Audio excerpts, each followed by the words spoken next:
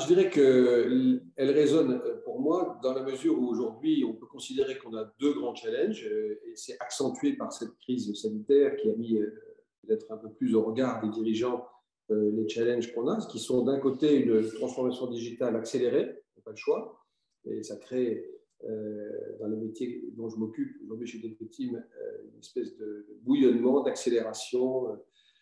Et de l'autre côté, c'est les enjeux de la transformation climatique et environnementale. Et ces propositions, en réalité, ces quatre grands chapitres, ils abordent très bien ces enjeux. Dans ce sens-là, je trouve qu'ils vont au cœur du sujet des entreprises d'aujourd'hui pour se transformer et gagner.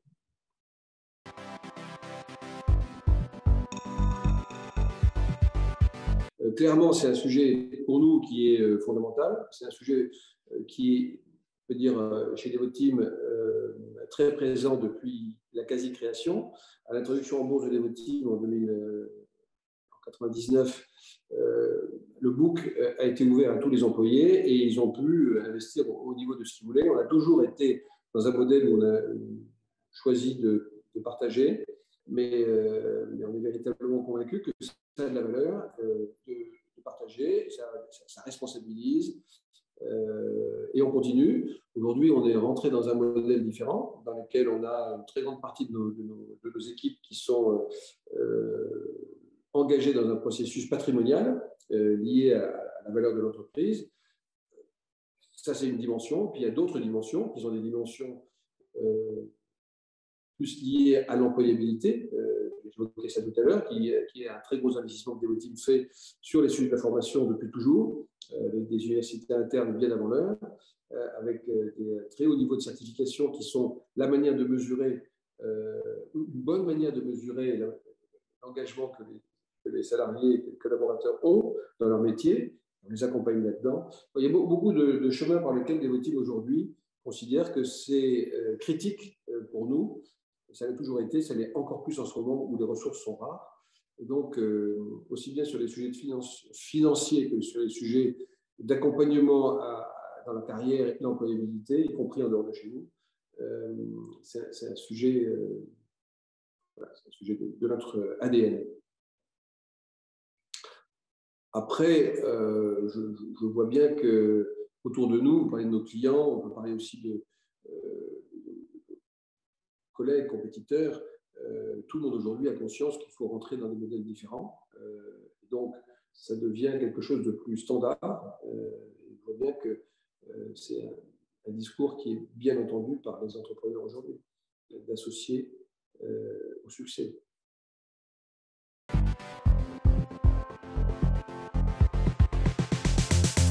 La proposition qui me séduit le plus, elle permet d'aborder l'enjeu majeur qu'on a aujourd'hui, qui est la transformation de nos entreprises, avec ces deux enjeux qui sont le numérique et la transition énergétique. Et pour ça, le mur qu'on a en face de nous, c'est les compétences. C'est la capacité, d'une part, à avoir les compétences pour transformer, et d'autre part, à avoir des gens qui vont pouvoir se redéployer et redéployer des compétences acquises par leur expérience et acquises aussi dans une formation tout au long de la vie, vers d'autres industries, vers d'autres acteurs qui ont besoin de ces compétences. Beaucoup sont des PME et des TPE qui ont beaucoup de mal à recruter. Donc, je pense qu'aujourd'hui, les propositions qu'on fait à la suite de l'entreprise adressent ce problème absolument gigantesque qu'on a pour permettre, dans un temps record, en tous les cas dans un temps qui n'est pas plus long que celui de nos pays concurrents, eh bien de gagner le challenge. Moi, je crois vraiment que notre challenge des années qui viennent, c'est pour répondre à ces deux enjeux, c'est un problème de compétences, d'adaptabilité, d'employabilité. Et on n'assumera pas le fait de faire bouger nos boîtes, surtout nos vieilles boîtes, sans permettre à des gens d'aller apporter leur talent, leur expérience et leurs nouvelles compétences à des entreprises qui en manquent. C'est l'enjeu majeur.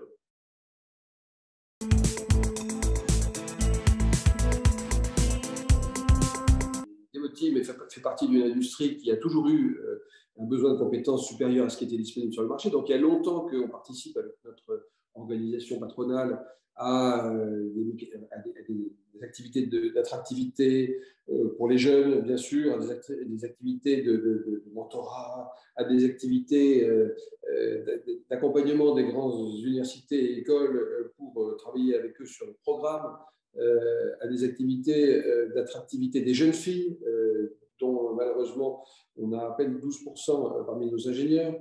Donc, c'est des sujets sur lesquels, depuis longtemps, on est très conscient. On a un manque de compétences, entre 50 et 100 000 ingénieurs par an dans notre profession. Nos clients sont en train de prendre conscience qu'ils ont aussi besoin de ces compétences-là. Ils les recrutent chez nous, mais ils voient bien que chez nous ne suffit pas. Et donc, aujourd'hui, nos clients, puisque c'est votre question, sont en train de prendre conscience que embaucher chez leur fournisseur ne va pas suffire à leur enjeu qui est de réunir des compétences sur les nouveaux sujets critiques de leur ADN, de leur business model. Ils ont longtemps considéré que l'informaticien était quelque chose qui était une compétence de support, mais pas une compétence clé de leur business model et de leur nouvelle manière de développer de la valeur, des nouveaux usages, des services pour leurs clients. Or, aujourd'hui, c'est tellement critique qu'ils ne veulent pas le sous-traiter, qu'ils veulent avoir un noyau. Donc, ils sont à la recherche de compétences qu'ils trouvent difficilement sur le marché, dont ils ne savent pas assurer la longévité, parce que ce n'est pas leur métier de gérer des compétences comme les entreprises comme les nôtres. Et donc, aujourd'hui, on a un énorme problème et on a une prise de conscience progressive chez nos clients de ce problème de compétences, de ce problème d'attractivité, de ce problème au fond, de partage avec nos clients des compétences disponibles et de comment on en crée plus et comment on permet à des gens déjà en emploi d'évoluer vers ces métiers qui nous manquent. Donc, je crois que c'est un sujet qui balbutie un peu chez nos clients, mais qu'ils commencent à entendre quand on leur partage le sujet, parce qu'actuellement, on est juste dans une surenchère de la salariale qui n'apporte pas plus de valeur, puisqu'on se dispute les mêmes compétences.